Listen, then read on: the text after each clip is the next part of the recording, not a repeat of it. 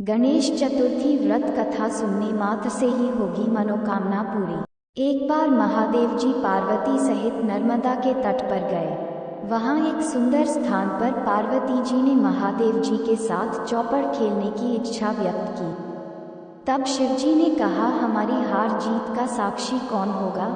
पार्वती ने तत्काल वहां की घास के तिनके बटोरकर एक पुतला बनाया और उसमें प्राण प्रतिष्ठा करके उससे कहा, बेटा, हम चौपड़ खेलना चाहते हैं, किंतु यहाँ हार जीत का साक्षी कोई नहीं है।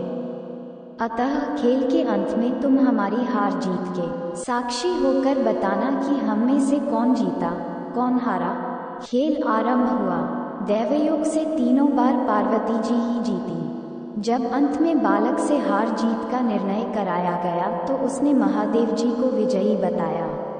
पार्वती जी ने क्रुद्ध होकर उसे एक पांव से लंगड़ा होने और वहां के कीचड़ में पड़ा रहकर दुख भोगने का शाप दे दिया। बालक ने विनम्रतापूर्वक कहा, माँ, मुझसे अज्ञानवश ऐसा हो गया है। मैंने किसी कुटिलता या द्वेष के कारण ऐसा नहीं किया। मुझे क्षमा करें तथा शाप से मुक्ति का उपाय बताएं।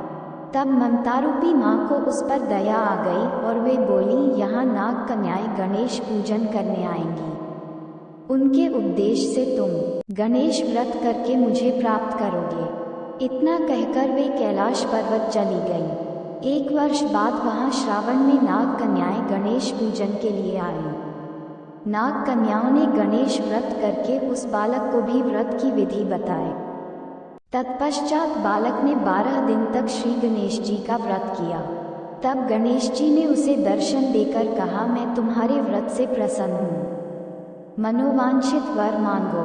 बालक बोला, भगवान, मेरे पांव में इतनी शक्ति दे दो कि मैं कैलाश पर्वत पर अपने माता पिता के पास पहुँच सकूं और वे मुझ पर प्रसन्न हो जाएं। गणेश जी तथास्तु कहकर अंतर्धान हो गए। बालक भगवान शिव के चरणों में पहुंच गया।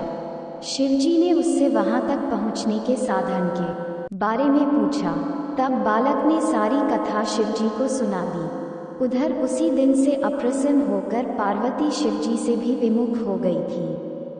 तदुपरांत भगवान शंकर ने भी बालक की तरह 21 दिन पर्यंत श्री गणेश का व्रत किया, जिसके प्रभाव से पार्वती के मन में स्वयं महादेव जी से मिलने की इच्छा जागृत हुई। वे शीघ्र ही कैलाश पर्वत पर आ पहुंची। वहां पहुंचकर पार्वती जी ने शिव जी से पूछा, भगवान, आपने ऐसा कौन सा उपाय किया जिसके फलस्वरूप मैं आपके पास भागी भागी आ गई हूँ? शिव जी ने गणेश व्रत का इतिहास उनसे कह दिया।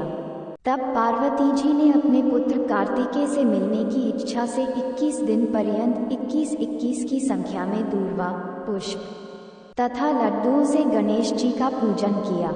21वें दिन कार्तिकेय स्वयं ही पार्वती जी से आ मिले। उन्होंने भी मां के मुख से इस व्रत का महात्म्य सुनकर व्रत किया। कार्तिकेय ने यही व्रत विश्वामित्र जी को बताया। विश्वामित्र जी ने व्रत करके गणेश जी से जन्म से मुक्त होकर ब्रह्म ऋषि होने का वर मांगा। गणेश जी ने उनकी मनोकामना पूर्ण की। ऐसे हैं श्री गणेश जी जो सबकी कामनाएं पूर्ण करते हैं।